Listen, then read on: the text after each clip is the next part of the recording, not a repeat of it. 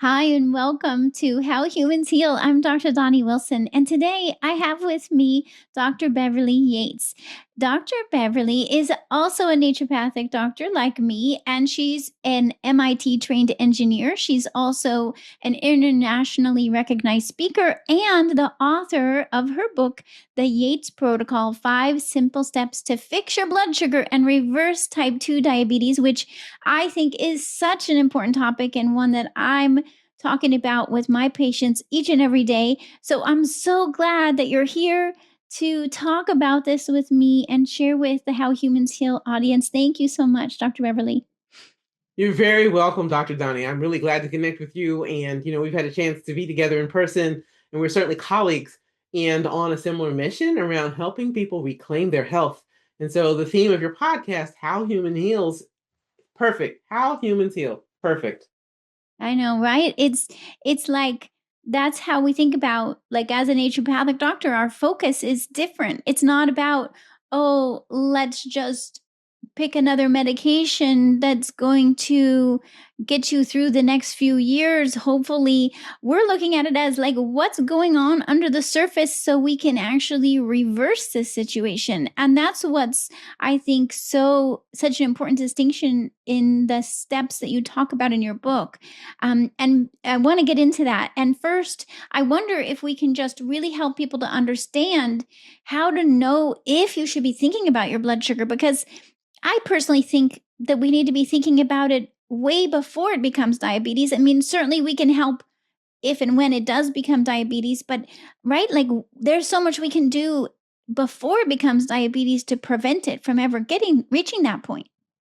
Absolutely, absolutely. My family hosted a book launch party for me, and a dear friend was there. And then the next morning, after she'd gone, she texted me because she'd started reading my book. She bought it at the party, and she said, "Wow, I realize I'm making some fundamental mistakes, and I'm about to get into trouble." So this applies to everyone, and this isn't the stuff we're taught. In naturopathic medicine, our focus is, and what we teach the people we work with is all about caring for health. So health care is central to the work we do. It's not disease management. That's a different thing. That's where it's a pill for every ill, injections, etc. When no one was taught the basic lifestyle steps that make the difference. And medications have their place, but a lot of times when it comes to diabetes and blood sugar regulation, it's got so much more to do with lifestyle. It's why I focus on this, because it's so hopeful to me. I can encourage people and make sure they understand their role and what they can do to be in charge of this. So if you want to prevent it, if you have a family history, you don't have a family history, maybe you're watching other people struggle with this, knowing that nutrition is central, but it's not the only thing.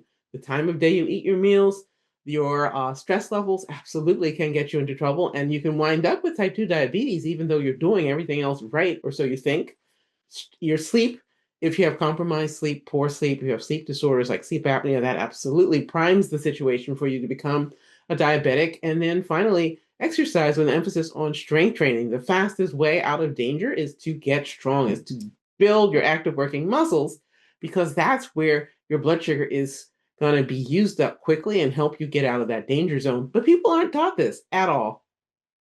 And thank you for mentioning, I mean, that's already like the core fundamentals, right? Of what we think of in naturopathic medicine, right? Let's start with, yes, what can we do with our diet, but also what can we do with our stress recovery, our sleep, our exercise, because those day-to-day things we can do in our day-to-day routine can make such a difference in preventing many different health issues. And the thing about blood sugar levels is that when blood sugar levels even start to go high, even if it's not all the way to being diagnosed as diabetes, it's not only increasing risk of diabetes, but it's increasing risk of heart disease, dementia, right? So many, even cancer is associated with higher Yeah. blood sugar levels. So when we solve the blood sugar issue, we're solving a lot of issues at the same time. Absolutely, absolutely. And there's all kinds of early warning signs wherever you may be in your life stage. We have a third of the teenagers in the US are pre-diabetic. That is crazy. We can't let that happen to our kids.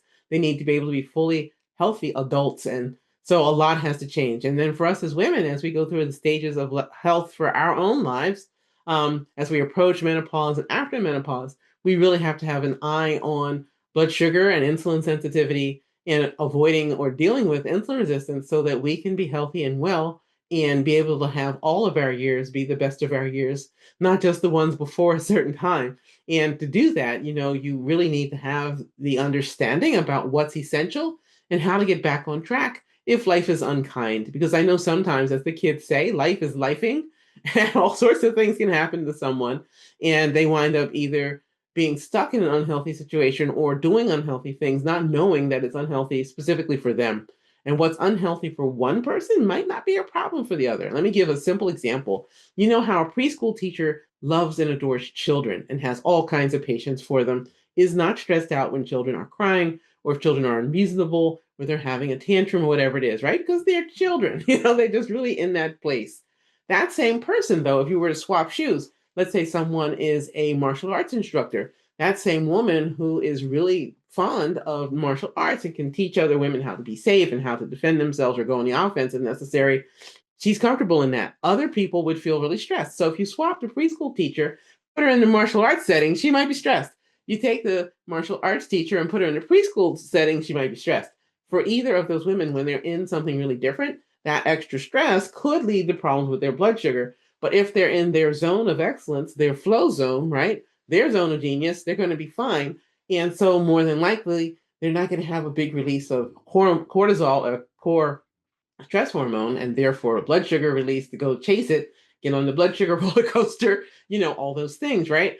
It just depends. We aren't all identical. We don't respond to things in our environment the same. And it doesn't make sense to give people like a one size fits all thing. Instead, you want a personalized approach so you can do what's relevant to you.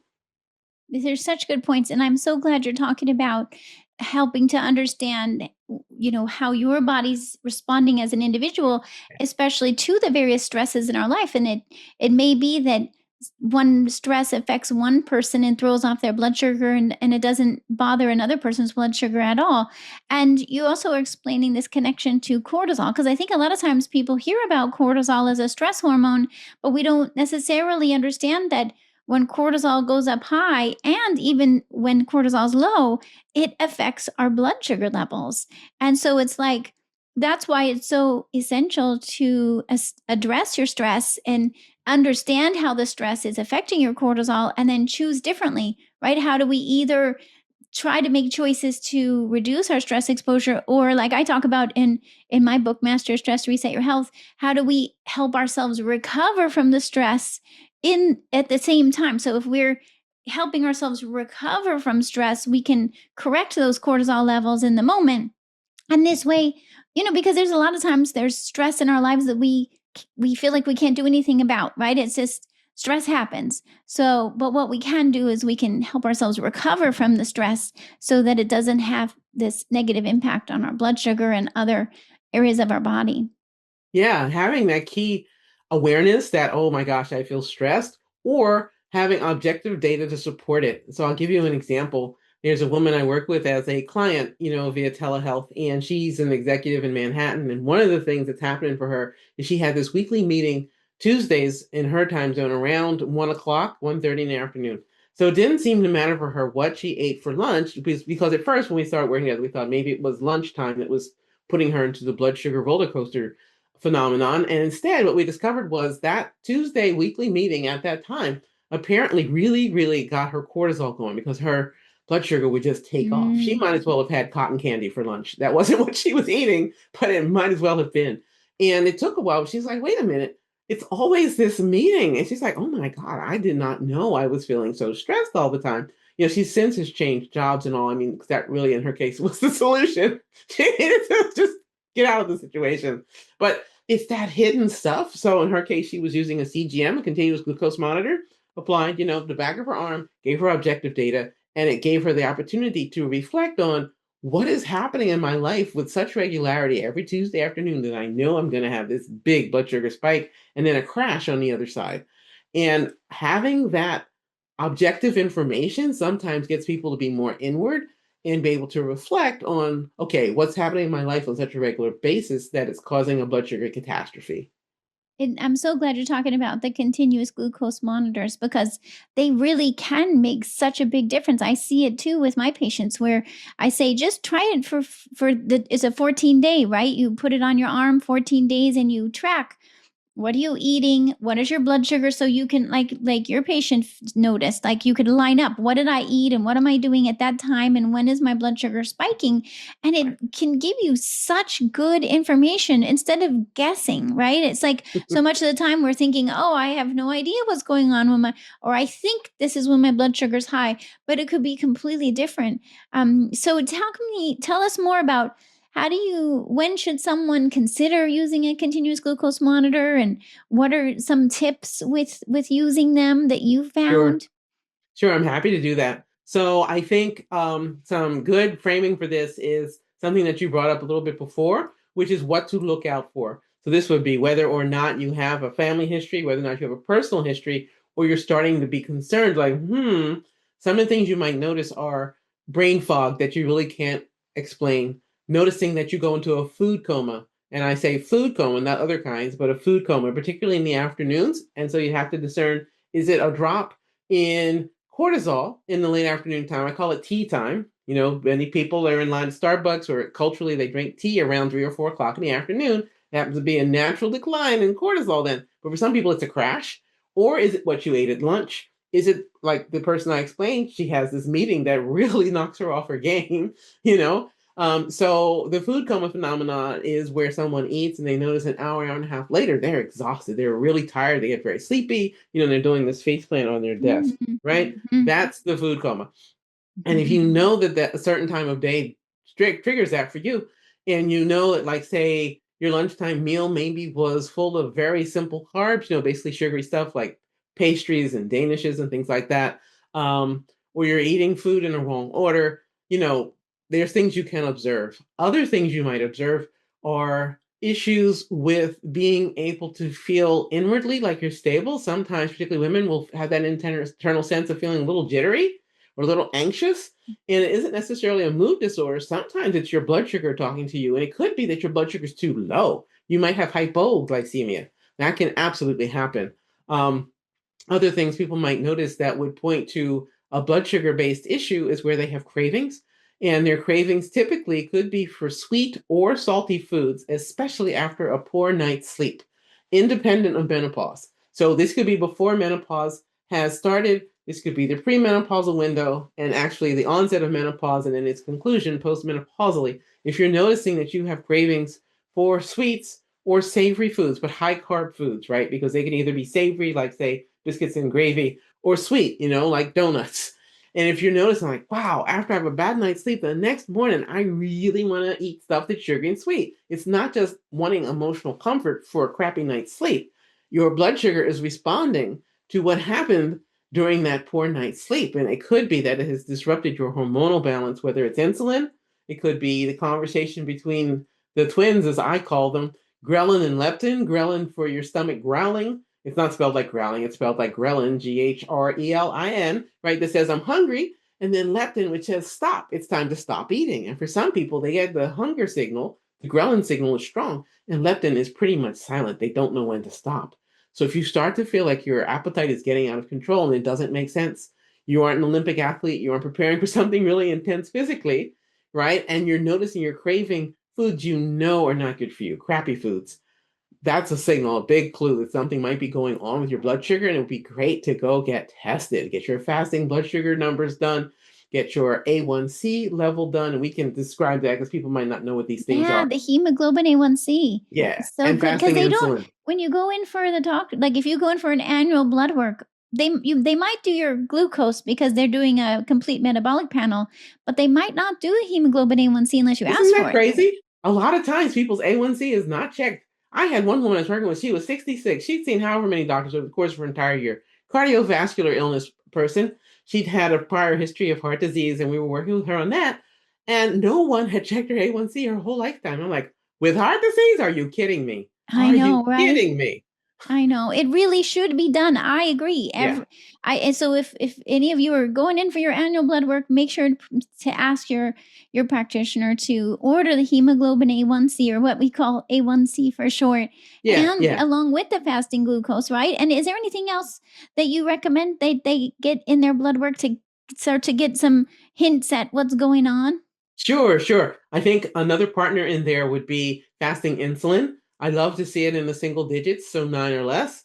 If it's 10 to 20, I'm not necessarily upset, but we're going to keep an eye on that. We don't want to go in higher. If it's above, say, 18 to 20, then we know that insulin resistance is setting in, and we want to do what we can to turn the tide back the other way. So you're promoting insulin sensitivity so that that hormone insulin can grab up the glucose, the blood sugar, in your bloodstream and put it inside your cell for energy. Otherwise, it takes the excess and it stuffs it into the liver or other parts, typically of the belly, of the abdominal area, as belly fat. And, it's a whole metabolic conversation, right? So let's back up just a minute because I don't want to leave anybody behind. I know these are areas of confusion. So then hemoglobin A1C that Dr. Donnie was mentioning, A1C is an objective number that pretty much can change about every 3 months. Why is that? Every day of your life, your bone marrow puts out a fresh new set of red blood cells, but they don't all turn over daily. It is constantly putting new ones out into your bloodstream. And by the time 90 days has gone by, you've gotten a whole brand new fresh set of red blood cells.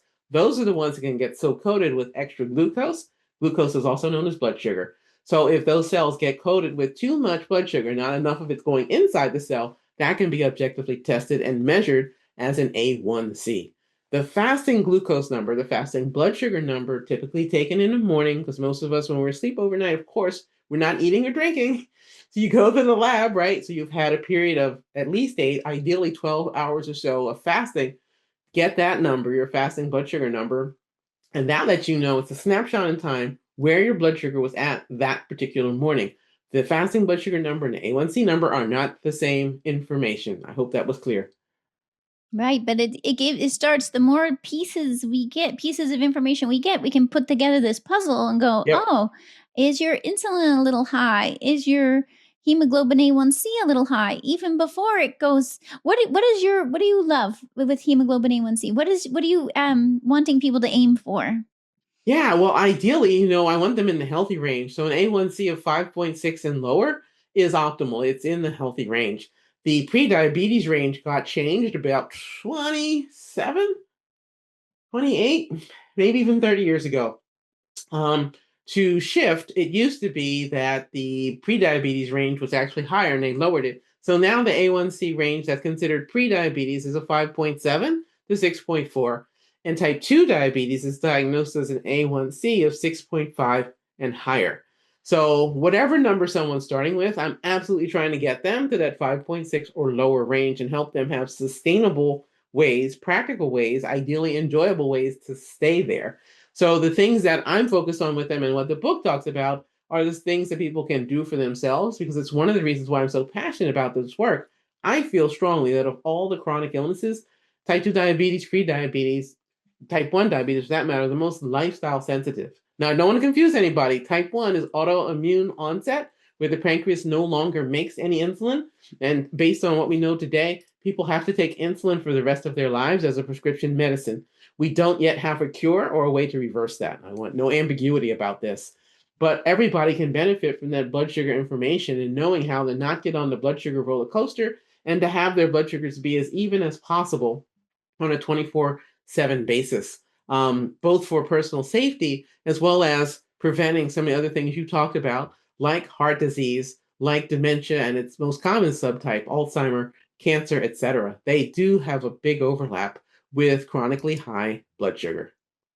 And you mentioned the word metabolic, and I would love to talk about this a little bit because people, I think, are going to start to hear this more and more and more, because it's a word that we see in the research and hear about, in our training, and yet I'm not sure that it's so clear to everybody else. Like, what are we talking about, metabolic and metabolic syndrome? Because what's happening then is what you're talking about, where it's, instead of just focusing on the blood sugar, we start to look at how there is a whole syndrome, a whole series of things that tends to group together, and that's what's leading to the increased health risks.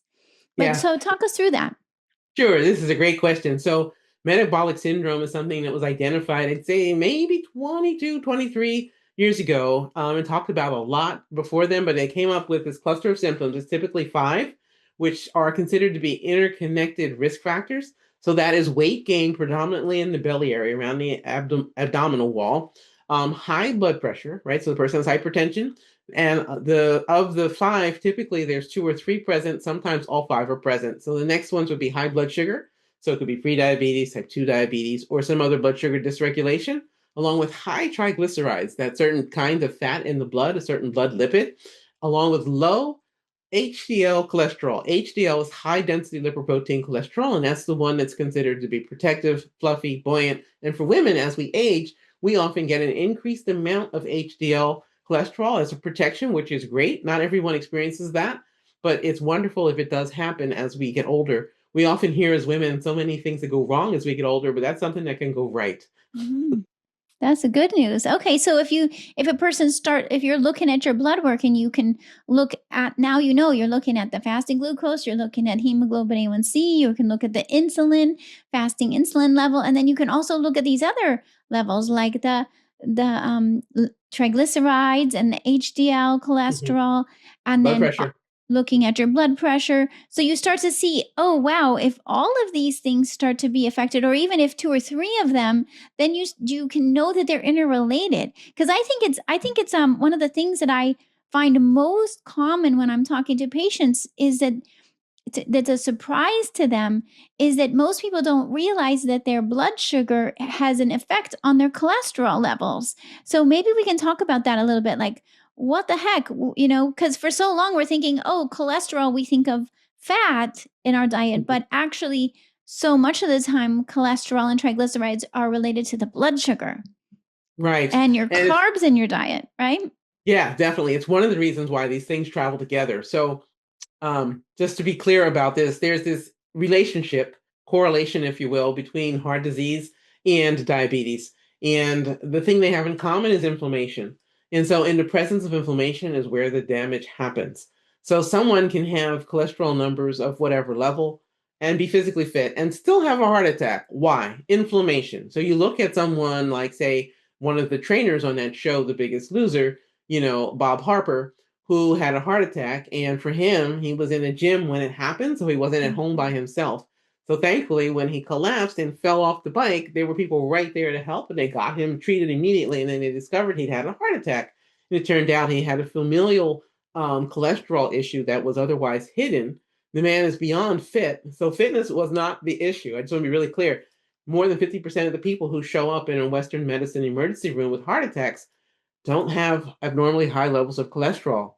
What's hidden, what's not obvious, and too often doesn't get tested are the inflammatory markers. Things like HSCRP, high sensitivity C-reactive protein.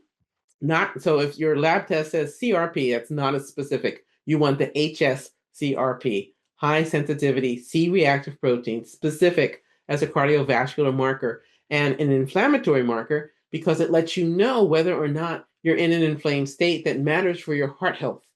If that's elevated and you have high blood sugar, you are now also at risk for not just increased risk of heart attack, but increased risk of stroke. Why? Because the cholesterol is inflamed that's in your bloodstream. It makes it more sticky. When cholesterol is in the bloodstream, it's not just randomly doing harm. It's just going throughout your blood. Your blood lipids, your blood fats are there and they're normal. Cholesterol is the building block for all of your sex hormones. That's androgens, testosterone, progesterone, estrogen, right? DHA. They all have that as a substrate. Cholesterol is not the enemy. What your body is doing with it is far more important. And I feel like there's so much misinformation out about that because people are just trying to bash cholesterol. I'm like, I wish they were as excited about inflammation. It's far Is more that I important. completely agree, Beverly, because it's true. And as soon as, a lot of times people go into the doctor's office and all the attention is on the cholesterol. And I'm like, wait a minute, that isn't even the major problem. We need to be making sure we're testing the blood sugar levels and testing the CRP to look for inflammation and addressing those things. That's what's going to be preventing a heart attack or a stroke in the long run. And Yeah. it's, yeah, I'm so glad you're mentioning that because people, I think right now that's a real source of confusion.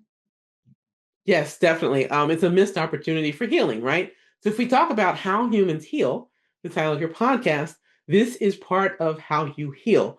And when you think about the marketing of pharmaceuticals and how much they promote things, it skews the conversation because again, the actual underlying mechanisms are not discussed, they're not promoted. And, in a conventional medical setting, there frankly isn't the time to talk to people in depth about this. You're not going to get these concepts across in 7 to 12 minutes or less, plus all the other things that they have to cover in that visit.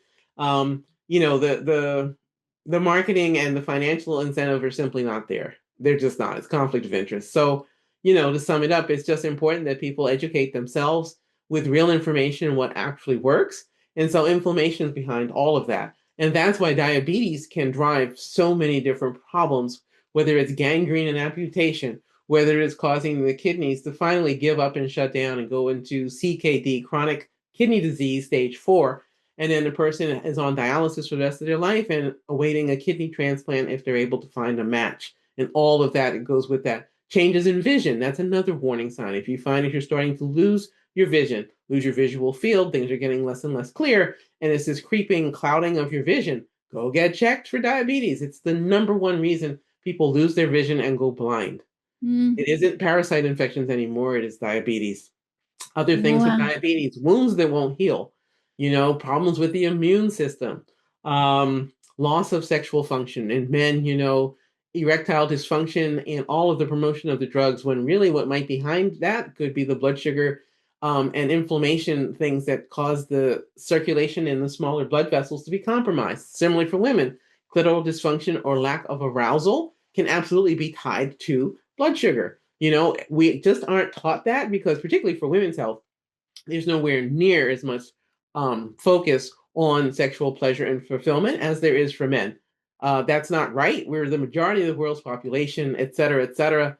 And so, without diving into the politics of it all, I find it just not right. We need to make that a more equitable situation. I Other also things that find, can by show the up way, here. that when, because I help so many women with abnormal pap smears and HPV, and Mm-hmm. what I see in the research and clinically is that when women have higher blood sugar levels, they're more likely to test positive for HPV and have an abnormal pap smear. So It this is makes something sense. that I also talk with them about is, hey, let's help get your blood sugar to optimal because it's only going to help your immune system protect you from HPV and other infections. Yeah, it helps with everything. Blood sugar is connected to so many aspects of health, and it makes sense. Our blood goes everywhere. you know? It really does when you start to break it down like that. Having optimal cortisol and adrenaline levels is essential for health and longevity. And yet, the stress in the present and in the past can affect our cortisol and adrenaline levels, causing them to be too high or too low. The thing is that we're not all affected by stress in the same way. So, over the past 2 decades, I've been researching and discovering how to help my patients recover from stress. And I've identified the 5 stress types, which are the 5 common patterns of disruption in cortisol and adrenaline levels. The reason why this is so important is because the treatment is different. When cortisol is too high, we use different herbs, nutrients, and other modalities to bring levels back to optimal than if the levels are too low. So that's why I, through research, developed the stress type quiz, which allows you in under 2 minutes to discover what likely your cortisol and adrenaline levels are, so then you can make decisions about which herbs, nutrients, and other healing activities to choose to help optimize your cortisol and adrenaline again and improve your health now and into the future. Just go to stresstypequiz.com where you can take the quiz and take it from there. I want to go back to emphasizing menopause because you talked about that briefly. Like, this is a time in women's life when this becomes more of in the forefront, and that's because as estrogen levels change, it affects our insulin function. So, talk about that some more. Insulin resistance, and why is it that with perimenopause and menopause that women have a harder time keeping their blood sugar in an optimal range? Yeah, that shifts, We can see this to some degree sometimes with shifts on the other end of the reproductive cycle. So as puberty unfurls, sometimes we will see right before a child has a growth spurt that they literally get like little chubby cheeks, like a little squirrel, like they've got acorn That's stuck, true. in their cheeks. And then, whew, here's this growth, right? Like they're storing up their energy in the form Mm. of that body fat, and then boom, they just shoot right through it and they grow. So then on the other end of the reproductive window, as the reproductive window is closing for women, insulin resistance that had shown up for the teens, hopefully briefly, can show up again as menopause goes.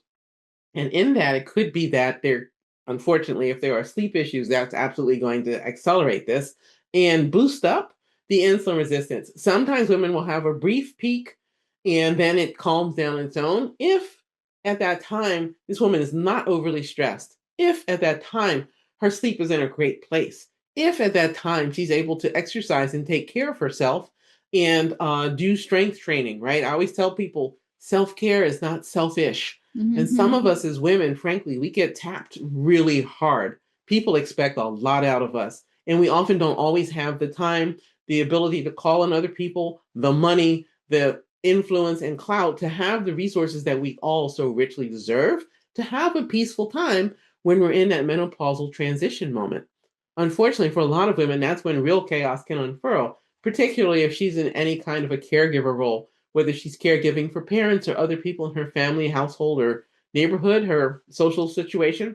If she has children, or not, maybe at work, it's a particularly demanding time if she has a career or if she has hourly work. Like there's so many things that can unfurl as this is going on that can really mess up your metabolism and make you far more likely to be insulin resistant and to have it just stick. That's just a real thing. And in some people, from their hereditary situation, from the genetics, can have a family history where, at a certain age and phase, this is what the women in this family look like, independent of everything else. This is what you got. These are the cards you have been dealt, right? So you'll want to play them as best you can. And we haven't even talked about environmental influences like all the Mm-hmm. strange things in the air, water, and food that also push, frankly, everybody towards insulin resistance. It's really a tough environment right now to be well and stay well. It's true. It's true because we are getting exposed to our air, our water, our food, and those tell us more. That also influences our insulin's ability to move glucose, huh? Absolutely. Look at the microplastics, and as they're finding more and more about the effect of the microplastics, they're finding them in people's brains. They're all over the bloodstream, they're in our organs.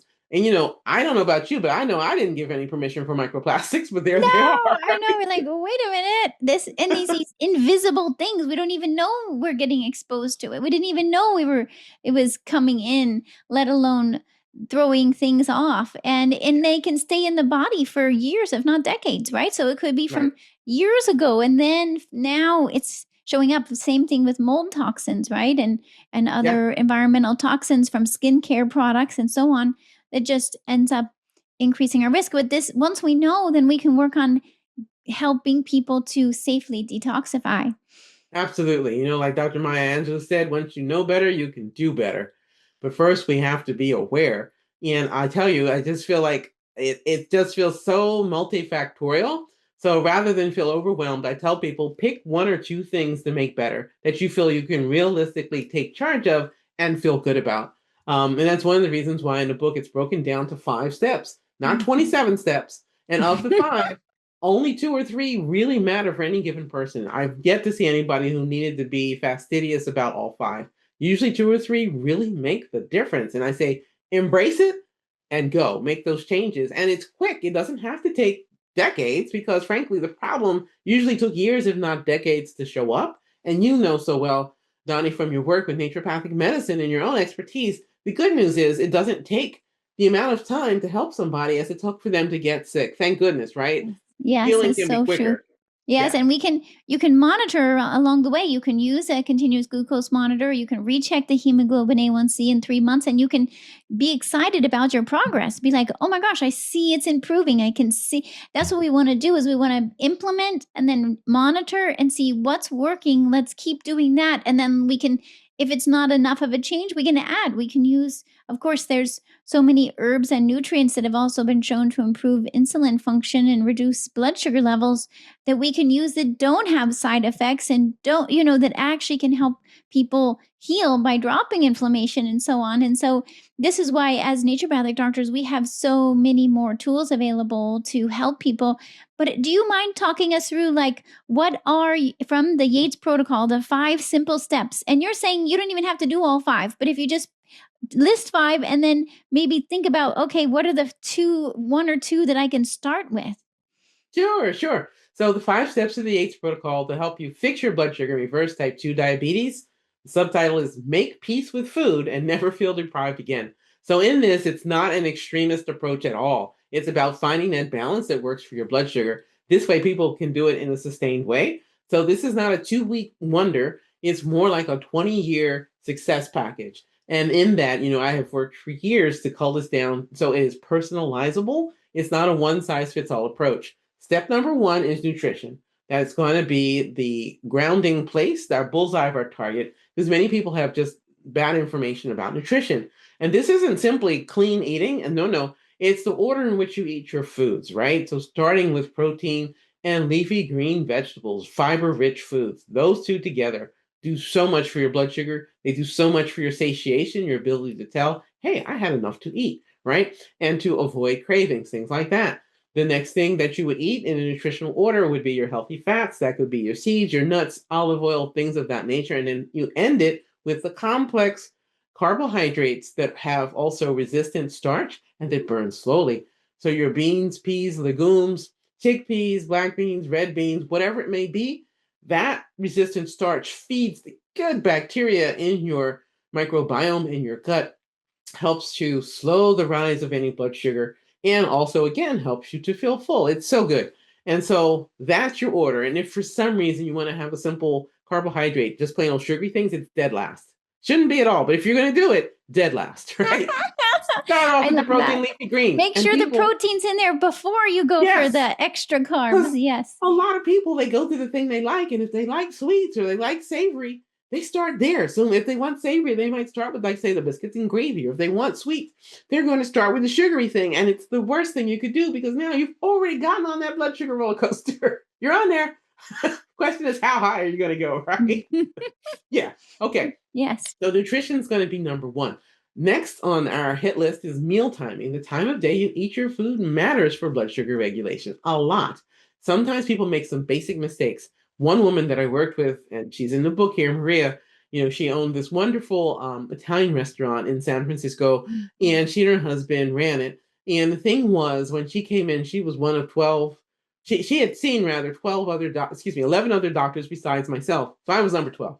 And her Wow. daughter brought her in. Yeah, right. So when that happens clinically, there's a story here, right? And she was mad. Yes. Oh, she was mad. But her daughter was just like, Mommy, you got to do this. And so I'm talking to the two of them and I'm getting the story. And I realize she has seen all these other experts, but nobody asked this woman when she ate her food. And so for her, she was eating like heavy, heavy food. And we all know Italian cuisine has light cuisine. It can be light and It healthy. can be. Yeah, you just have to choose that. Yeah. Yeah, but she was choosing the fettuccine alfredo. I see. Okay, Yes. there are other end of that cuisine, and so she and her husband would have a big old heaping plate or two of that. She'd go to sleep a half hour after that. So she's eating at 11:30 and in bed by midnight, and I'm going, oh my God, this is not. So she had high blood pressure, high blood sugar. She had cholesterol profiles that were beyond unfriendly. Talk about inflammatory. She had sleep apnea. She had gastroesophageal reflux disease, also known as heartburn. She was almost as wide as she was tall. She was really severely overweight. And she just had so many health problems. So I was like, okay, rather than overwhelm this woman with 85 things to do, it's like, we're going to work on your meal timing. How about that? And she was like, meal timing? I said, yes, your meal timing. You own a restaurant. You can absolutely eat whatever you want when you want. You have a staff, right? You're not the only person. It's like, no, she's talking about only staff. I'm like, great. Guess what? We're going to carve out time for you. You're going to eat at 6 o'clock. I'm not going to ask you when you want to eat. You're going to eat at 6. I just need you to eat a lot earlier.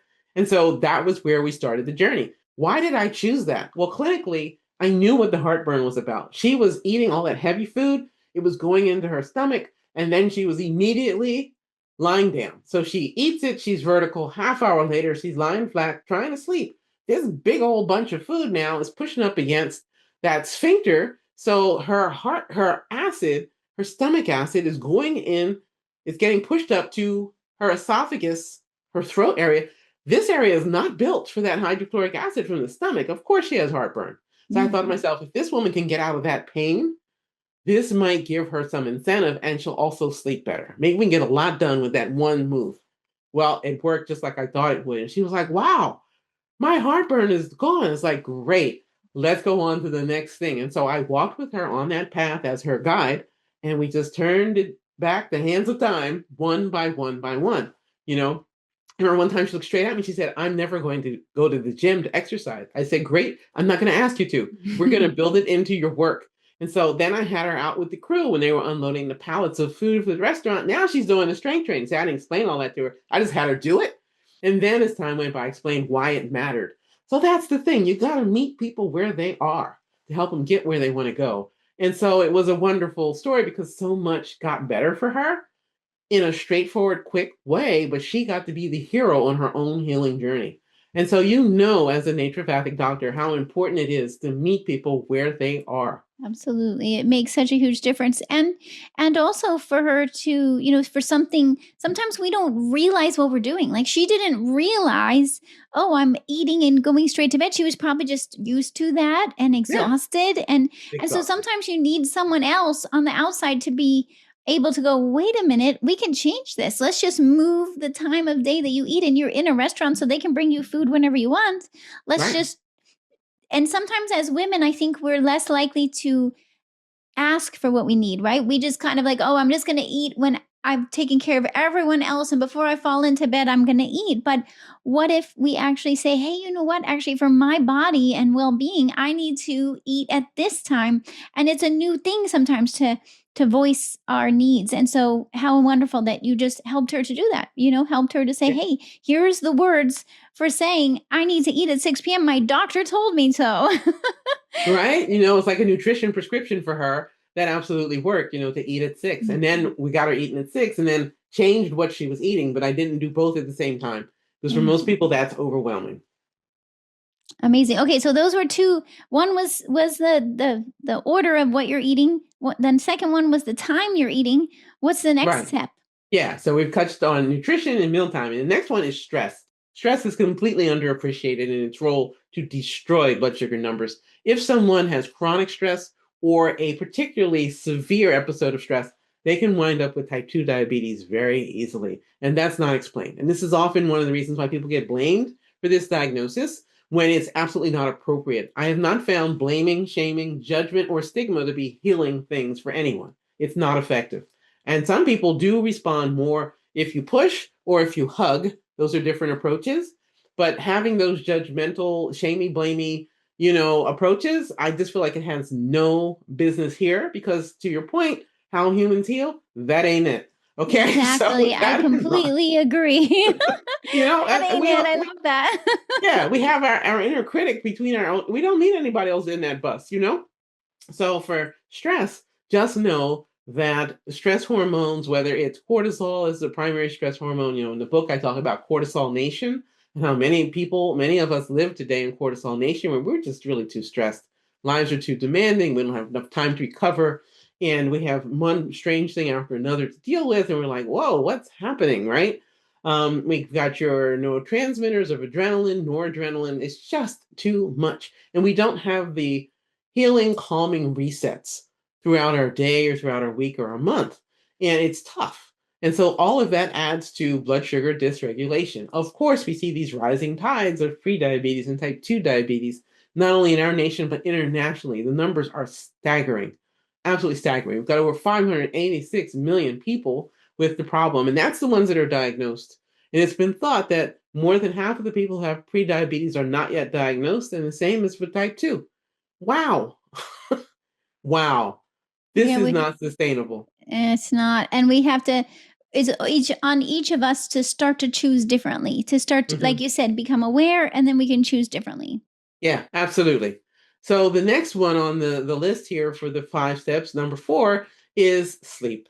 And because when we're asleep, we're not necessarily aware of what's going on. What should be happening is when you go to sleep, your blood sugar resets to the healthy level. So if it wasn't already there by the time you went to bed, it should be there when you wake up in the morning. Ideally, you're fasting glucose numbers, your fasting blood sugar numbers, when you awaken in the morning, should be somewhere between 70 to 99. I love to see them in the 80s because then I know it's not too low and no, we're not sneaking up too high. But 70 to 99, I'll take it. Um, what can happen is for some people, when blood sugar doesn't reset to that healthy zone in their sleep, sometimes they either have what's called the dawn phenomenon, and so their blood sugar has gone up in the middle of the night, or it's crashed. If it's crashed in the middle of the night, so they go hypoglycemia, then the body senses alarm, it's in danger, and so it releases our friend cortisol, which is going to release more blood sugar, right? There's all of these things going on. This person thinks they're asleep. You would think that'd be the most peaceful part of their day. And for some people, that ain't it. That's not what's happening, right? And then Okay. number 5 is exercise, but aerobic exercise by itself, as awesome as it is for our mind, for our soul, for our heart, for the cardiovascular system, the best thing you can do for blood sugar, particularly if you're in trouble, is strength training. It's the quickest way out of the problem. Why? Because your muscles, when you're exercising, love glucose. They want it. They literally have glucose receptors on all those cells that slurp it up. And so when you're exercising, if you're using a CGM, continuous glucose monitor, do not worry if you see your blood sugar go up. It's going up because your body is responding to the demand of the work you're putting on it. Blood sugar can rise with exercise and it is not a problem. You would expect to see it come back to a healthy place in an hour or so, a half hour, maybe an hour and a half. Don't freak out if your blood sugar goes up when you're exercising. It is a normal physiologic response. I love it. Thank you so much. Because as people start to use their continuous glucose monitor, they start to see these patterns and they start to go, okay, what does this mean? How do I decipher this? And this is something I'll tell patients, okay, send me screenshots or let me log into your app with you and let's look through it and we start to figure out the patterns and we can dissect it and then we can solve the mystery. I wanted to, if you don't mind, I wanted to see if we could just talk before we wrap up in this session. Thank you so much for your time, Dr. Beverly. Is about weight gain, because you mentioned how, when our blood sugar stays too high and our insulin can't get it into our cells, one of the options is the body puts it into belly fat or stores it somewhere in our weight. But of course, then it's not the first thing that gets burned when we think, oh, it's okay, my body's going to use it, I can eat more now because my body's going to use it later. But it doesn't work that way. Our body puts it into storage and then it stays in storage and our body gets energy from a different source. So then we end up with this extra weight gain. And especially when we talk about women in menopause time of their life, where they start to notice they're gaining weight around their belly and their waist is growing. And they're like, why am I gaining weight? And it's can be connected to the blood sugar levels, even if it's not to the point of diabetes. So I just wonder if you can help us through this, because I know right now it's all the trend is the GLP-1s, and how people are not using them for diabetes, but also thinking about them when they're dealing with how do I lose weight. So maybe you can talk about that a little bit for us. Yeah, so it's an interesting set of things that are going on right now. And one of the tipping points, that I always have wonder about is I look at pictures of women from decades ago. And you can look at pictures of people's family in multiple generations, and you cannot help but notice how body shapes and sizes have shifted in a short period of time. I mean, short, right? So this is quick in the span of less than one human generation. So in the span of less than 20 to 25 years. And I think that there's a number of dynamics at play. I think because of the fact that we are in cortisol nation and so stressed, it is interfering even more with the natural drop in menopause of estrogen and progesterone. So with those two, typically there can be that increased insulin resistance and cortisol can become more predominant. Some women find if they do fasting of any kind that they get these spikes in cortisol that are just countermand anything that the fasting was supposed to do to help them. Some women do just fine with intermittent fasting or other fasting approaches or water fast. Some of them absolutely just get aggravated and don't get the benefits. Some of us are more sensitive to those things than others. I think in terms of weight loss, weight gain, having a healthy weight, and metabolism, if you look at diabetes around the world for type 2 diabetes, you'll find that about 40% of the people who have type 2 diabetes are underweight or emaciated. They're too thin. They're simply too thin. Um, and 60% are overweight or obese. So it's just really interesting that the same problem can show up Mhm. physically so differently. And so, some people are drive by doctors and make an assumption about someone's backstory without knowing their history. So those details matter. I think in that menopausal women, for many of us, some of us get a chance to have a hormonal transition that is calm and reasonable. And so we aren't going to have those genes. If we have the genes towards weight gain, they won't be kicked so strong. And other people, the stage was already set, either from prior exhaustion, prior high stress, prior trauma, family genetics, whatever it might be. And so some people are absolutely more vulnerable. By the same token, some people aren't as vulnerable, or genetically they're quite lean and they're going to stay lean. It's not going to matter what happens in their life. If they eat poorly, if they eat unhealthy foods, they won't look like it.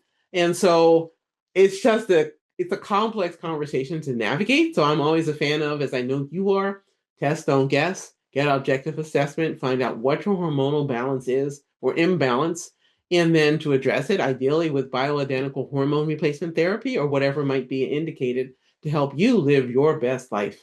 We think about the metabolism, we think about thyroid health, that's a big player, your genetics, your environment, the foods you're eating, do you get good sleep, what's your stress level like, what kinds of exercise you're doing and how frequently. That's a lot of factors to try to balance. And when you can, like we talked about with your 5 steps, we can address those things Yep. and see what's possible. I know that I see a lot of times with patients that not only their blood sugar levels improve and their hemoglobin A1C, but also if they needed to lose weight, often they find that they are losing those extra pounds, and they're sometimes surprised. They're like, oh my gosh, who knew just by working on balancing my blood sugar that I would lose those extra pounds? And so I think it's a great way to put the focus on, hey, let me do the thing that's going to help my body get healthier overall. And that extra weight just starts to go away because the extra weight was a reflection of the original imbalance, right? Yeah, if that's the issue. So, for people who work on their blood sugar, like right now we have a group challenge that we're doing for 21 days for a blood sugar challenge, and people are reporting that their clothes are fitting better or that they've lost weight. But that's not the focus of the challenge. The focus is correct the blood sugar because it's the central issue. And then the other goodness can unfurl from that. And that's the good news. Sometimes solving one problem and improving it can shake loose whatever the vulnerabilities are and improve multiple other things because they are related. And even if a person is let's say they're on a medication for diabetes, or say they're taking a GLP-1 agonist, they can take these steps at the same time. And in fact, probably it's a better idea to take these steps at the same time as taking the medication. So you can require less medication. So it's an interesting thing watching what's going on with the GLP-1s. And one of the benefits of the GLP-1s is it quiets food noise. So for Mm. people who are plagued with food noise, they just obsess about food. They cannot stop thinking about it. This is a gift. And I'm Mm-hmm. all for getting people in a situation where they can feel comfortable and good in their own skin. I think a lot of what goes on in today's world comes from a place of not feeling good in one's skin, just to put that simply. Um, Meanwhile, the part of the commercial they say really fast or sometimes delete or it's in the teeny tiny print are these 5 steps that I'm talking about. It is Yes. nutrition, it is the meal timing, it is the stress, it is the sleep, it is the strength training emphasis of the exercise. So if someone is on GLP-1s, they should still be doing the things that I have packaged up as the Yates protocol. If they ever go to discontinue those meds, often this is the stuff they never learned to begin with. So, it gives people more of a chance if they come off of those meds to not completely regain their weight or have their A1C just run away from them. They still need these lifestyle steps and these tools. It's a precious thing to be able to understand how your own body works and make it your friend and you're friends with your body. You feel comfortable in the skin you're in rather than you're constantly at a battle or you feel like your body is somehow attacking you or has betrayed you. That's not a healthy place to be. I always say we didn't come with an instruction manual, so we have to figure it out as we go. And I love that your 5 steps from the Yates Protocol really help people to understand their body and what it needs. It's almost like you're creating your own instruction manual, and then you can use that going forward, no matter what else is going on. Oh my gosh, thank you so much, Dr. Beverly Yates, for joining us today and explaining everything so clearly. I think now everybody's going to have a much better sense of like, okay, what the heck is going on with my blood sugar and where do I begin? So thank you so much. I really appreciate it. You're welcome. I'm glad to be here with you and your audience. Thank you for this invitation. And there it is. ta-da! Beautiful. You're giving me goosebumps. The Yates Protocol, which we'll put a link so everyone can click and find it. And you also have it as an audiobook, right? Yes, absolutely. People can go to the preferred bookseller of choice with that link, and they can get it from wherever they would like. And if you want to point a library to it, whatever, we're open to it. People have been reporting that to me, which has been fun. I get information from all over the place. People are seeing it. So that's good, even That's internationally. beautiful. Wow, congratulations. And yeah, what a beautiful gift you're giving to the world to say, hey, here's things you can do to make a huge difference in your health and your future. And so thanks again. And thanks everyone for joining us today at How Humans Heal. If you're new, I welcome you to subscribe so you don't miss the next episode. Take care, everyone. Talk to you soon. Thank you so much, Dr. Beverly. You're very welcome. Take care. Thanks for listening to How Humans Heal. If you liked this episode, leave a rating and a review. And for more resources, visit drdonnie.com.